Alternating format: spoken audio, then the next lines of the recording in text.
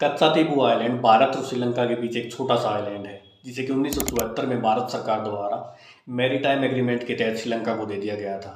लेकिन अभी हाल ही में 2024 के लोकसभा चुनाव से कुछ दिन पहले तमिलनाडु में स्टेट बीजेपी प्रेसिडेंट के.एन. नमलाई ने मामला उठाया कि उस समय की कांग्रेस सरकार ने एक तरफा एग्रीमेंट के तहत कच्चातीबू आइलैंड को श्रीलंका को दे दिया था और उस समय की तमिलनाडु की डीएमके सरकार को इसके बारे में जानकारी थी।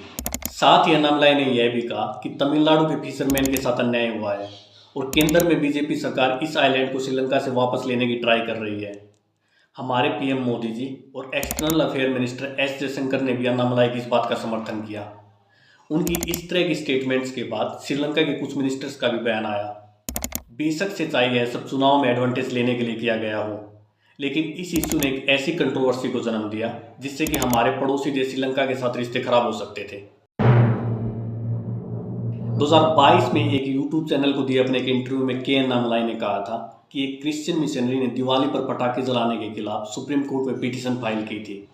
उनके इस बयान के कारण अन्नामलाई पर क्रिश्चियन कम्युनिटी के खिलाफ हेट स्पीच का मामला हुआ और मद्रास हाई कोर्ट ने के.एन. नमलाई के खिलाफ क्रिमिनल प्रोसीडिंग स्टार्ट करने की परमिशन दी। हालांकि सुप्रीम कोर्ट द्वारा अन्नामलाई के खिलाफ क्रिमिनल प्रोसीडिंग पर सितंबर तक रोक लगा दी गई थी। के.एन. नमलाई ने अभी हाल ही में लोकसभा चुनाव के दौरान कहा था कि जयललिता एक हिंदुत्ववादी लीडर थी। इसके पीछे अन्नामलाई तर्क देते हैं कि एक तो बीजेपी से बाहर जयललिता अकेली ऐसी लीडर थी जिन्होंने कि अयोध्या में राम मंदिर के बनने का सपोर्ट किया था। दूसरा, जयललिता ने 2002-3 में एंटी कन्वर्जन बिल को पास किया था। तीसरा, जयललिता ने तमिलनाडु में अनेक मंदिरों को रिवाइव किया था और बड़े बड़े मंदिरों को हाथी गिफ्ट में दिए थे। अन्नामलाई कहते हैं कि 1984 में जयललिता ने राज्यसभा के मेंबर के तौर पर जम्मू कश्मीर से आर्टिकल 370 को हटाने का सपोर्ट किया था। साथ ही जयललिता ने 2003 में यूनिफॉर्म सिविल कोड का समर्थन भी किया था।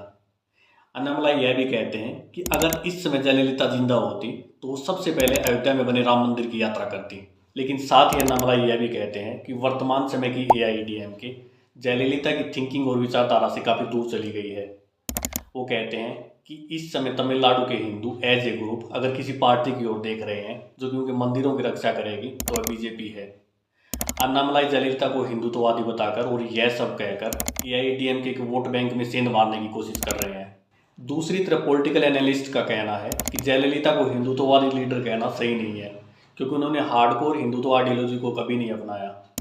पॉलिटिकल एनालिस्ट थारोसु श्याम का कहना है कि जयललिता को हिंदुत्ववादी लीडर ना कहने के पीछे अनेक रीजन है। पहला, जब 1998 में जयललिता ने केंद्र में बीजेपी के साथ समझौता किया तब जयललिता ने बीजेपी को अयोध्या में राम मंदिर जैसे मुद्दों को 20 साल के लिए बैक बर्नर में रखने को कहा, जो दिखाता है कि यह अलायंस आइडियोलॉजी बेस्ड नहीं था बल्कि यह सिर्फ इलेक्टोरल अलायंस था। दूसरा, बाद में जयललिता ने एक पॉइंट पर डिक्लेयर भी किया कि AIADMK कभी भी बीजेपी के साथ अलायंस नहीं करेगी और वो अंत तक अपने इस फैसले पर कायम रही।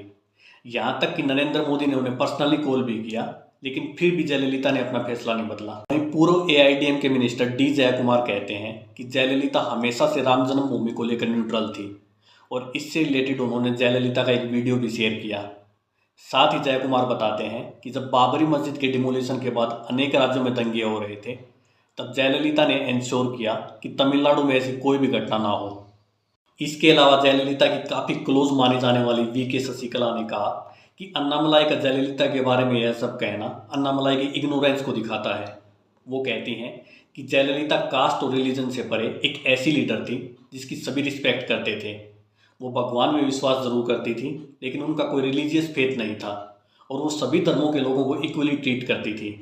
उन्होंने रमज़ान महीने के दौरान मस्जिदों में फ्री राइस बंटवाने की स्कीम शुरू की। साथ ही क्रिश्चियंस के लिए जेरूसलम में धार्मिक यात्रा के लिए फाइनेंशियल एड भी प्रदान की। वैसे ये साफ है कि यह सब अन्नामलाई द्वारा AIADMK के हिंदू वोटर्स को टारगेट करने के लिए किया गया।